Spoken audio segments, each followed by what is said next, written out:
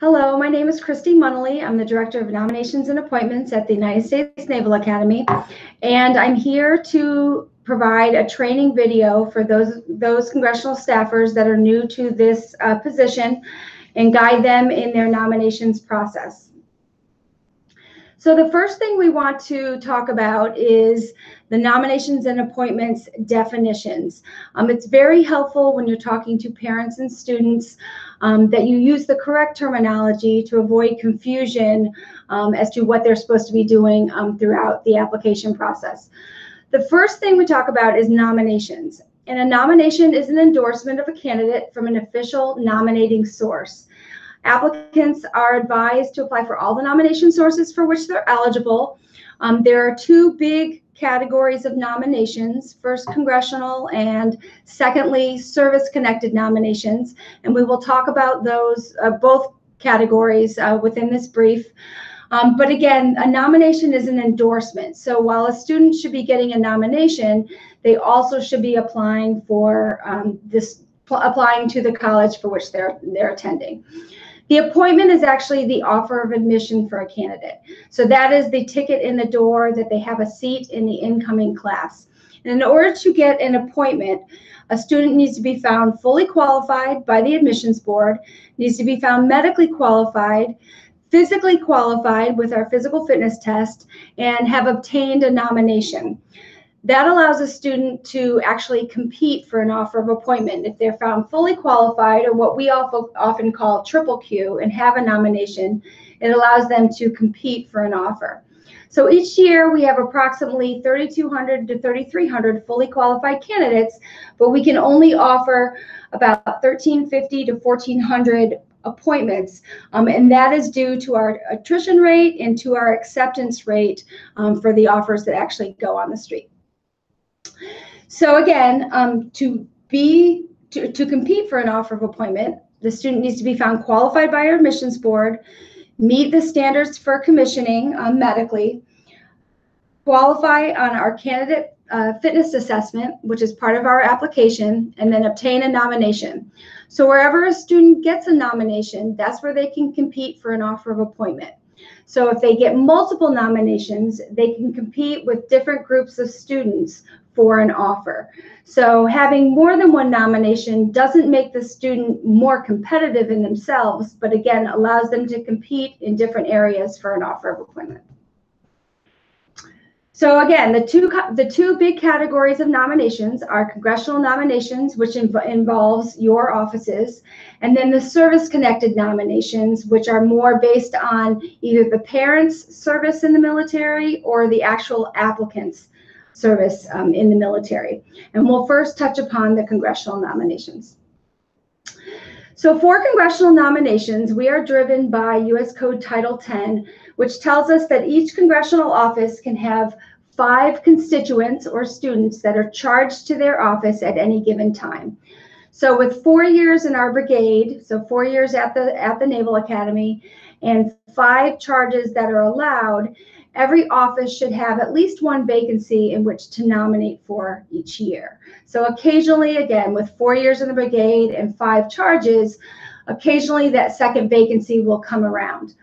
So for each vacancy that an office has, the office can nominate 10 students on that vacancy. There's 3 different ways in which the nominations can be submitted. The first way is a competitive method, and the competitive method is basically you giving us a list in no particular order and saying, these are our 10 students that we wish to nominate to the Naval Academy.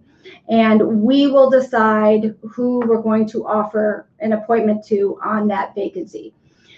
You can also give us a principal nominee, and the principal is your top person that you want us to look at first on your nomination slate. It's not a guaranteed offer because they still need to qualify at the admissions board, qualify medically, and qualify on the physical fitness test. But again, that is the person that you want us to look at first on your nomination slate to extend an offer of appointment.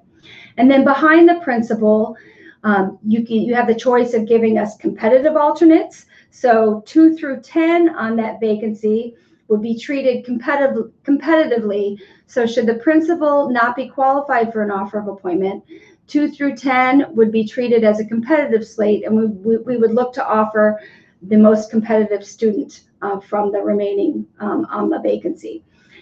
Aside from competitive alternates, you can offer, or you can number the entire slate, and those are numbered alternates.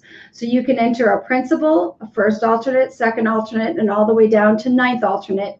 And that is the order in which we will look to offer an appointment on your nomination slate. In regards to congressional nomination guidelines, there is a domicile requirement. So a student can't just pick a state and district out of the hat as to where they want to apply for their nominations. It's traditionally where the parents reside, and the student resides with the parents, where the parents are paying state taxes, owning property, or where they're voting.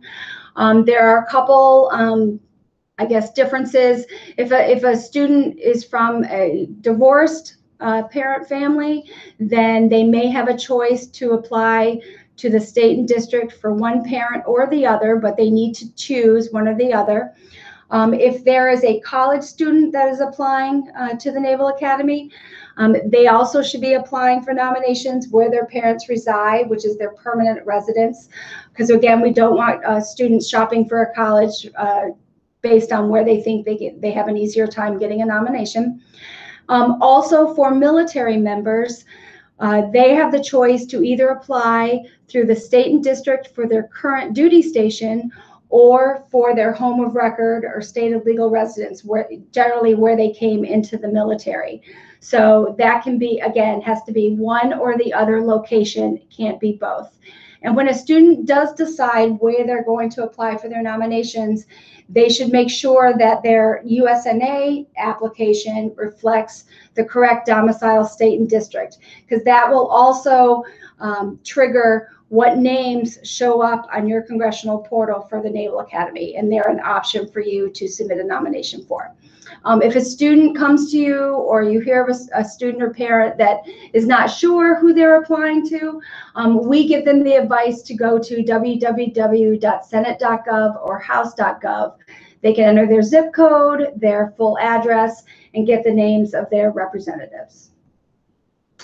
So for the application processes, there are actually two separate processes going on simultaneously. The student needs to be applying to the service academy for which they're trying to gain admission.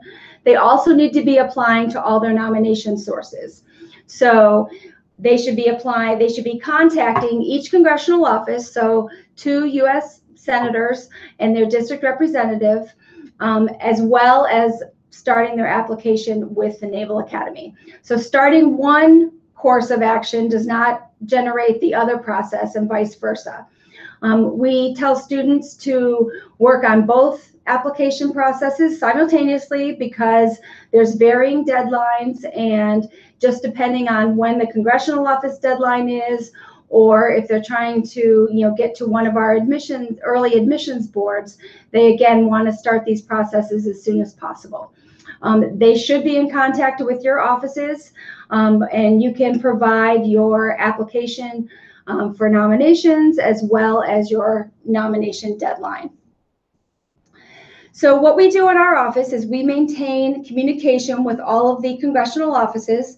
So we're working with all 435 representative offices as well as all 100 Senate offices.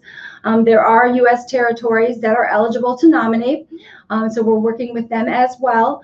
And the main thing is that we want to make sure that every congressional office has access to our congressional portal.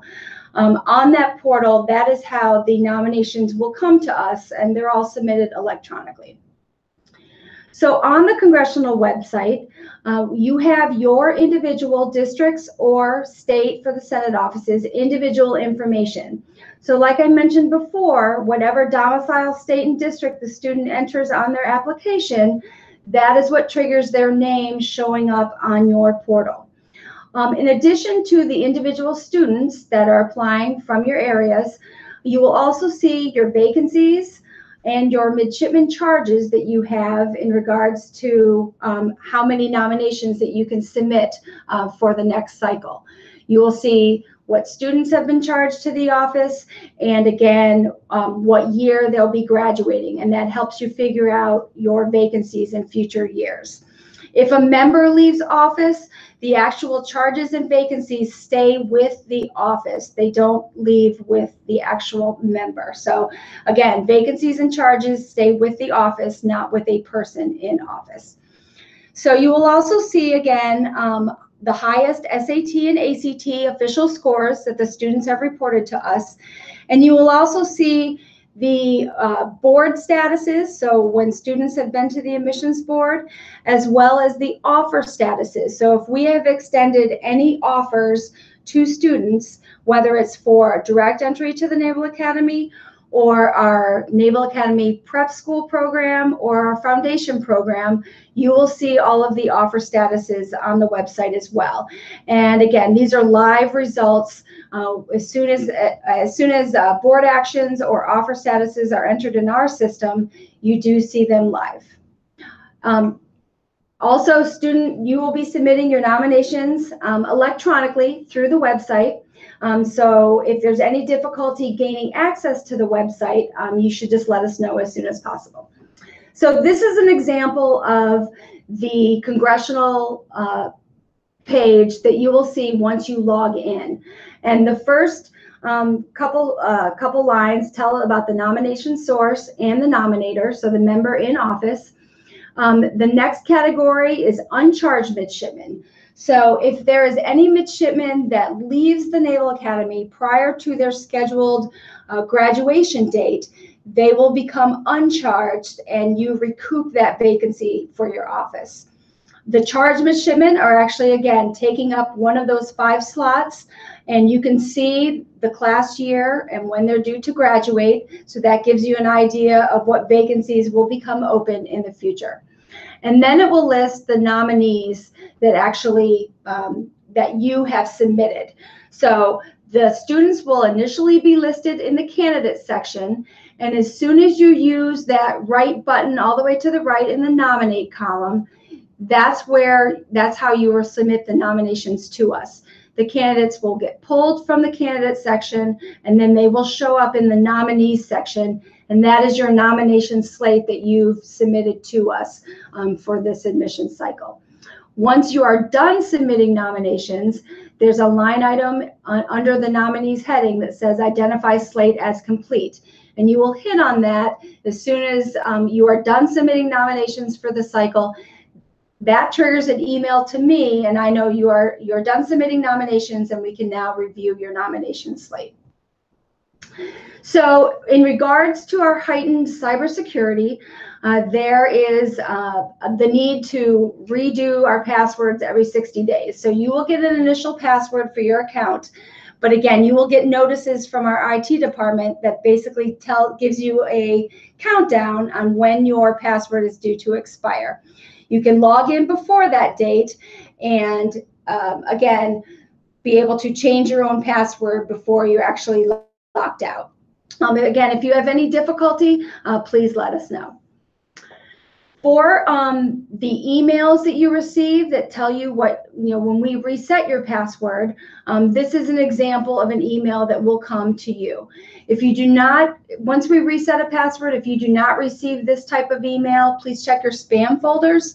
And again, if there's difficulty getting these messages, contact our office as soon as possible.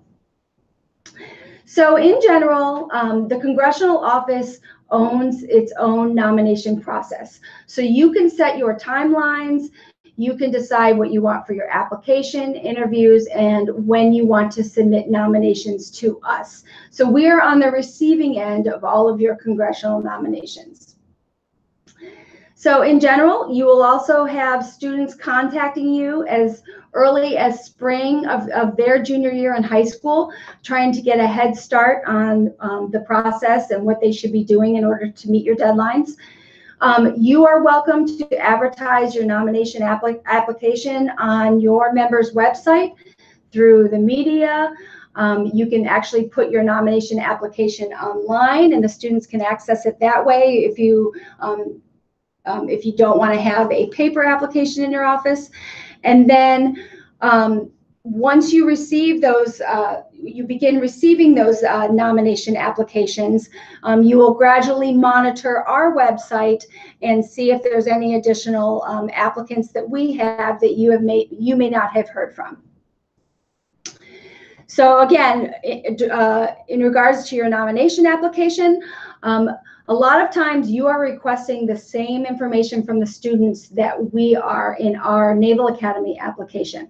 Unfortunately, due to the Privacy Act, we are not able to release any of our application documents to your office.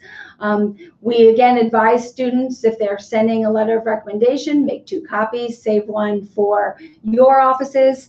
But again, they need to be sending all the information directly to you, and you should be receiving it directly from the student. You can have SAT scores reported from a transcript that they give you, or they can have the testing service actually send SAT or ACT scores directly to your offices. One thing I would advise is on your application, many offices will ask for transcripts, SAT scores, but again, we here at the Naval Academy are looking at the whole person on the student's application. So we just don't want to fixate on the numbers.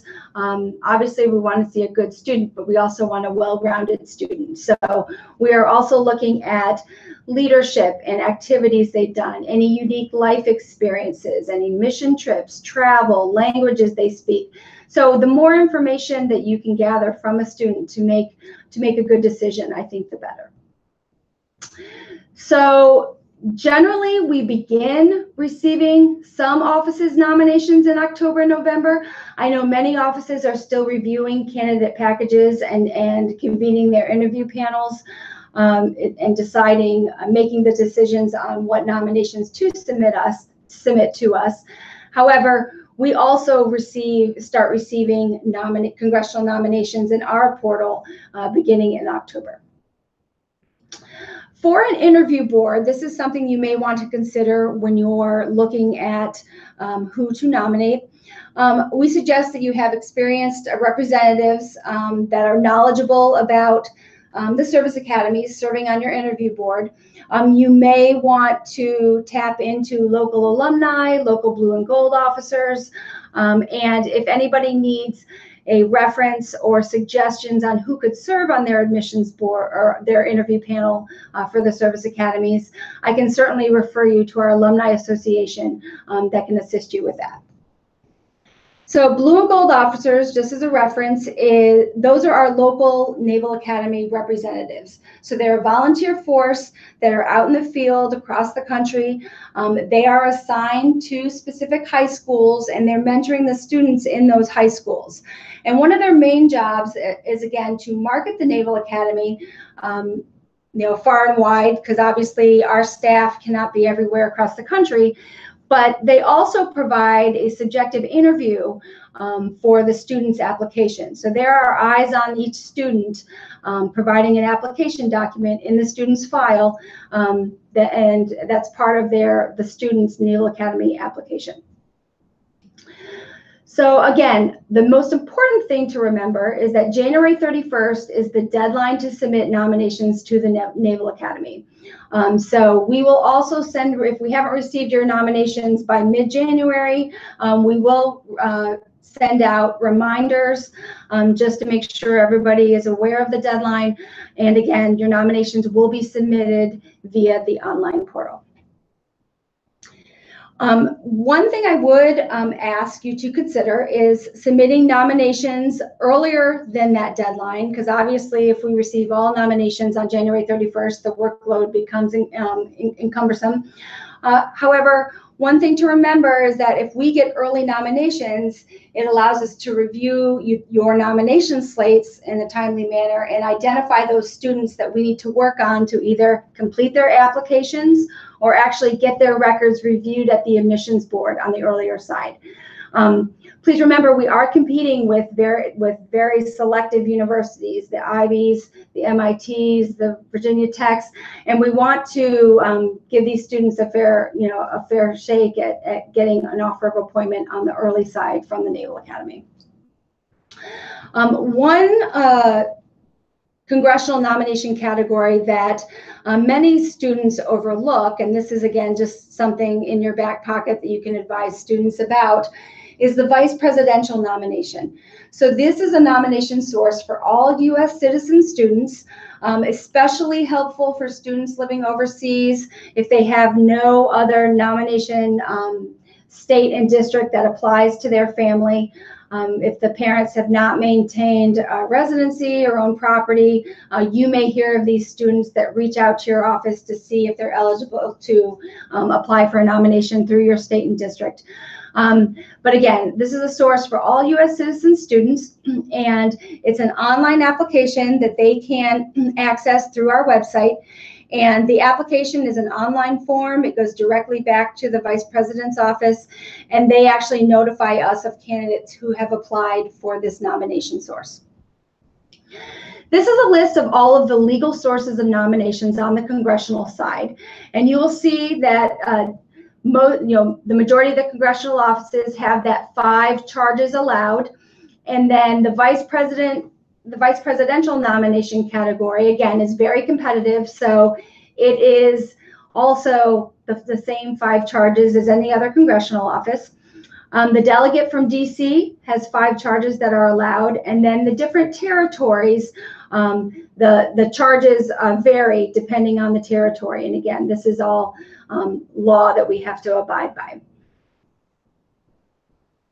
So this year, most importantly, we need to take into account that it's an election year, and for those offices that may be affected by the elections, the current member is eligible to nominate and submit nominations this admission cycle.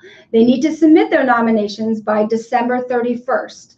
A new member that comes into office in January will inherit the nominations that have already been submitted. If a full vacancy of nominations have not been submitted, say a previous office had submitted 8 names out of the 10, then the new member is eligible to submit 2 additional names to fill out the slate, but they cannot change anything that's already been submitted. Again, so the current member in office can submit nominations up to December 31st, and then once the member leaves office, they cannot submit nominations anymore, and the new member will inherit those nominations.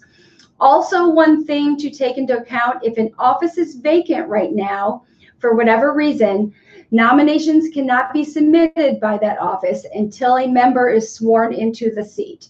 So again, there are several offices that are vacant at this time, and we cannot accept nominations until a member is sworn into that seat. So the second big category of nominations is the service-connected nomination sources. So you can see several on the screen. The first category is the presidential nomination category, and this is for a parent who is on active duty or retired from active duty with pay. The parent being on active duty has had at least served 8 years of service and currently still on active duty. If the parent is a reservist, they have accumulated at least 2,880 points, or eligible or drawing retired pay. And so that is the presidential category. The second category is CDV, Children of Deceased or Disabled Veterans, and that is for students whose parents either have a service-connected death or they are 100% disabled as verified by the Veterans Administration. The third category is ROTC or JROTC nominations, and the ROTC units are obviously in college, and a Naval ROTC commanding officer can nominate 3 candidates that are currently in his or her unit. The JROTC nominations are the high school units. We will accept Navy and Marine Corps nominations, so the senior naval instructor can nominate 3 candidates that again are currently in their unit per year. If the unit is either an Air Force or an Army unit, they need to be on the honor unit with distinction list. So if they are designated as an honor unit, then that school can nominate 3 candidates per year. The last category is the Secretary of the Navy nomination category. And this nomination category is for the applicants that are actually serving as in the enlisted forces of the Navy or the Marine Corps. And they are eligible for this nomination category. The biggest difference in the congressional nominations and the service-connected nominations is that there's no limit to the number of nominations that can be granted for any of these categories. The students will apply for these nomination categories, and they can access the forms from our admissions website. And then on the bottom of those forms are all the documents that they need to also submit, explaining their eligibility. And if the paperwork checks out, the students will get this nomination. Okay, so that is the biggest difference. There's no limit to the number of nominations that we can grant for any of these categories. However, there is a limit to the number of students that can get appointments in each of the categories. So that is the biggest difference. Again, for all of these service-connected nomination forms, the students go to our admissions websites, they click on the nomination link, they can download the forms right there, fill them out and submit them with the required documentation. The students do need to submit these nominations by the nomination deadline that all of the congressional offices have, and again, that's January 31st. So this is the legal sources of nominations for the service-connected nominations, and this shows what appointments are allowed in each of these categories. So although we can grant as many presidential nominations as are submitted, and generally we grant close to 800 nominations every year, only 100 appointments can come from the presidential nomination category.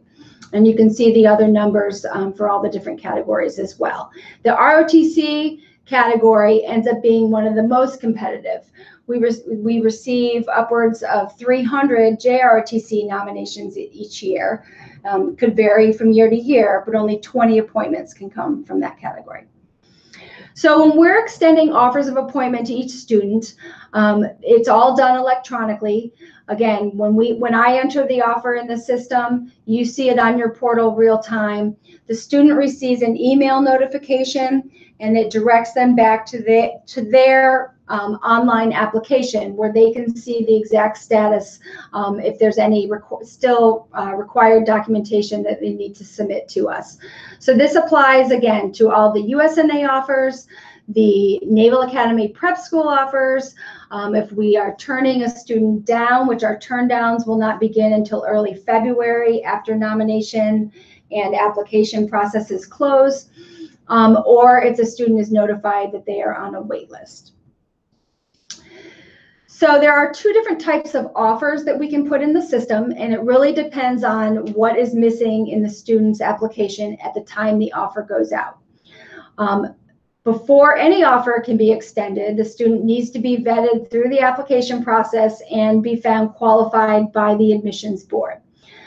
Getting a letter of assurance or a conditional offer out to a student is how we compete with a lot of the civilian colleges and universities. So this is basically, they've done everything on their Naval Academy application, but early in the cycle, we are usually missing maybe a medical status, maybe a nomination at this point, because again, early in the cycle, we usually don't have many nominations in the system other than the service connected. Early in the cycle, we will also try to notify congressional offices if a conditional offer is extended to a candidate in their state or district. Again, that will depend on workload, but this is helpful to you because it highlights a student that has already been vetted through the board for your offices. The fully qualified offer of appointment is basically that just that. They've done everything that they need to do for our admissions office, so they've met all of the admissions requirements.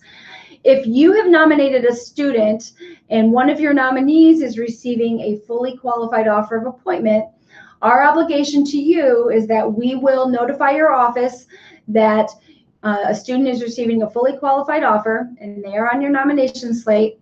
And you will have 48 hours to actually contact that student and give them the good news that they have an offer of appointment to the Naval Academy. And this will all occur before I actually enter the offer in so the student can see it. So again, we will contact your offices first. You have 48 hours to get in touch with the student before they receive the email notification from us.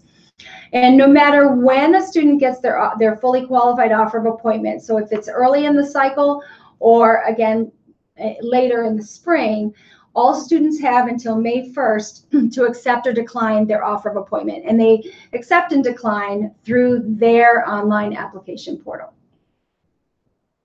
This is a timeline of our congressional slate review. So it just gives you an overview, and our application process is happening the same way. So we are eligible to receive nominations as early as August 1st, and nominations will continually be received up until January 31st. So they come in on a rolling basis. Usually around Thanksgiving time is when we can actually start reviewing the nomination slates. We have a good bulk of slates to review. The students' records have been through the admissions board, and we can look at who we're trying to give an offer of appointment to from the nomination slates. You can see the nomination deadline there is January 31st. Qualified alternate review will begin early in January. And the qualified alternates are actually those students that may not be the top on their nomination slate in their state or district, but they also have a congressional nomination and have been qualified by the board. So we're constantly monitoring who the other congressional nominees are that we can offer appointments to. We'll talk a little bit about that in the next couple slides. We will start looking at the service-connected nomination slates. That will be earlier in the spring. And then our goal is to complete slate review by March 31st. Slate review, again, is a tedious process. We're looking at all the nomination slates that have come in from each state and district and making an offer of appointment to that vacancy. A lot of times our first look on these congressional slates might mean that we need to work on students, again, completing their applications, or we need to get records to the admissions board so we can compare apples to apples. So we will go back and look at each of these congressional slates multiple times. April 15th is our advertised date of when we will tell all students what their admission status is. We do build a wait list because with our April 15th notification date and the May 1st national college signing deadline, there is a gap there, and we want to make sure that we fill all of these slots for the incoming class. We are very different from a civilian college or university because we cannot backfill once the class comes in for induction day.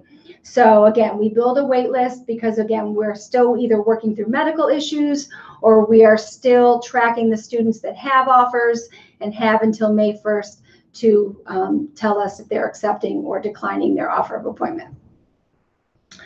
So slate review, as I mentioned, nominations are submitted online. We are verifying them against your vacancies that you have. Our admissions counselors are helping candidates complete their applications, and our initial slate review will, with our nominations and the admissions counselors, will occur. And again, we may be addressing the congressional slates multiple times, and our goal is to get that slate decision. When we are filling the class, we're looking at the congressional slates, so those congressional vacancies first. By law, we have to offer the top 150 by order of merit across the country that, as I mentioned, have a congressional nomination and they're found qualified by the board, but they may not be that top person on the slate. So additional people on your nomination slate, if they fall into this category, may also get an offer of appointment. And they can be charged to the qualified alternate category, not to your specific office. We're looking to fill the class with the other nomination sources, the service-connected nominations. And then we can also fill the class with additional appointees. So again, more than one student on your slate may get an offer depending on how they've competed on their own merit at the admissions board, but only one student will be charged per vacancy to your office. So additional students that have appointments could be charged to the additional appointee category. The law says that 75% of the additional appointees must have congressional nominations. In regards to charging, we do not actually charge the class or put them in the slots until after induction day, because just because a student has an offer of appointment, they still have to accept the offer of appointment, show up healthy on induction day in regards to medical, and then they actually have to take the oath of office. Surprisingly enough, there are students that it falls off somewhere along the way. They may first accept their offer and then have a late decline, maybe have a new medical issue that prevents them from coming into the class, or may get cold feet and don't take the oath of office. But again, midshipmen are only charged to one category, whether it's congressional, service-connected, qualified alternate, or additional appointee. One thing I do want to mention is Service Academy Days, and these are events that your office may want to consider scheduling or planning, and this is how you can advertise what your nomination process is, and you can also invite all of the service academies to attend, and we will represent ourselves and give informational talks on for the students in your congressional district or in your entire state for the Senate offices. So again, you can plan the event, notify us of the event details.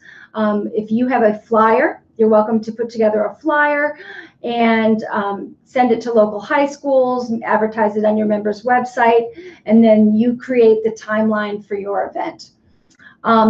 What we will do is, once we receive that invitation, we will post your flyer on our events webpage on our admissions website. So any student that actually is perusing our website and is wondering what events are happening in their local area, they can see all of the details for your Service Academy Day.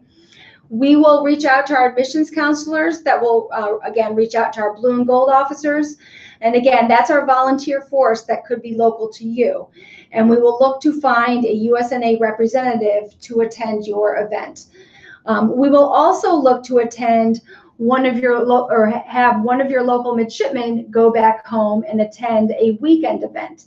Unfortunately, we're not able to have them miss class, but provided they are in good standing grade-wise, they have recommendations from their leadership in the Brigade of Midshipmen, we will try to send them back home. And it's a good way that they can tell their story on how they became interested in the Naval Academy. And they're also closest in age to the high school students that are looking to come to the Service Academy. So they're a good source of information for them. So in closing, the key issues that we want to stress throughout the nomination process is that we're encouraging students to apply for all nomination sources for which they're eligible. They don't know where they're going to compete best, where they're going to receive their nomination. We're trying to have the students reach out to your congressional offices early so they can get their ducks in a row, so to speak. They can figure out the details of what the documents that you want on your nomination application, and be ready to meet those deadlines. We never want to tell students they're a sure thing for an offer. We always emphasize the competitive process. So wherever they get nominated, they are competing with other students for an offer of appointment. And then most importantly, we're here to support you.